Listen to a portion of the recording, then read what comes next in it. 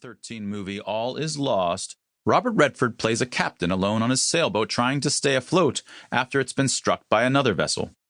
It was a physically demanding role for the 77-year-old, and his compelling work earned him the New York Film Critics Circle Award for Best Actor. So far, that sounds pretty unremarkable. A devastatingly handsome, Academy Award-nominated veteran actor wins yet another award for acting. Yawn.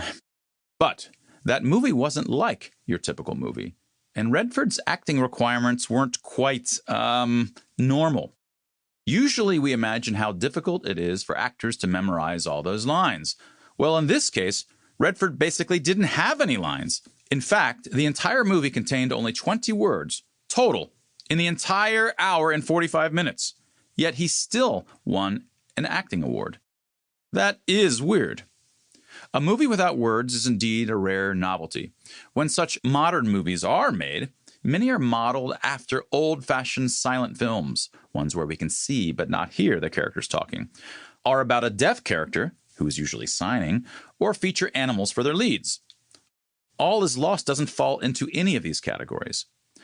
As weird as this movie is, it's great for inspiring some thought experiments about how real life is even more weird.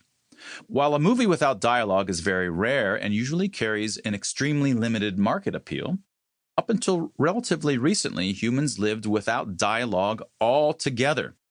We don't know exactly when we gained language skills. Estimates are in the ballpark of hundreds of thousands of years ago. Prior to that, while humans were basically identical to today, biologically they spoke nary a peep. We were ready for language, but in lingo limbo. Sit back and let that sink in. Imagine going even one whole day among your family and friends with no one speaking. It would be wonderful, yes? Of course, that would mean no texting or writing of any kind. You still have to prepare a lasagna, though.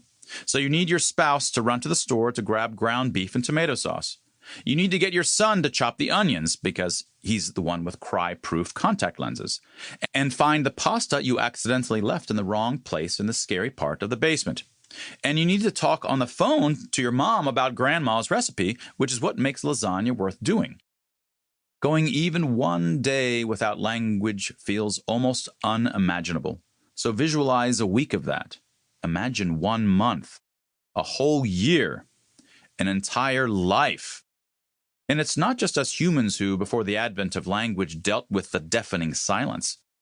Our pre-human ancestors and our hominid cousins were basically like us, similarly toiling through their lives wordlessly. The more you think about this, the more difficult it might be to imagine. Nearly the entire history of our human lineage is one long movie without dialogue. Boring.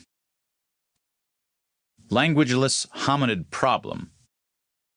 The silent movies our ancestors endured are exceedingly counterintuitive to our modern times, so perhaps this thought experiment should have some fancy title that generations of great thinkers have considered. As far as we know, there's no name for this stumper of a problem, so we'll christen it ourselves as the languageless hominid problem. Language is central to what we now take to be human, so how did we possibly get by for millions of years as smart hominids without it? Language-filled hominid problem. By pointing out the sheer galactic stretches of time without language, you'll naturally find yourself wondering how language-capable humans kept quiet about their silent plight, missing out on all the riveting non-silent movies that make life worth living. But let's flip the entire thought experiment upside down by concentrating our attention on the silent epics first. As one of us argued in an earlier book, Harnessed: How Language and Music Mimicked Nature and Transformed Ape to Man, language was never part of our nature. Rather, cultural evolution shaped language to fit us, and it did so by structuring language to look, writing, and sound, speech, like nature. Spoken language came to sound like the combinations of hits, slides, and rings that occur among the collisions of solid objects. And writing, covered in an earlier book, The Vision Revolution, came to look like the contour conglomerations occurring among opaque objects around us, for example, T and Y junctions.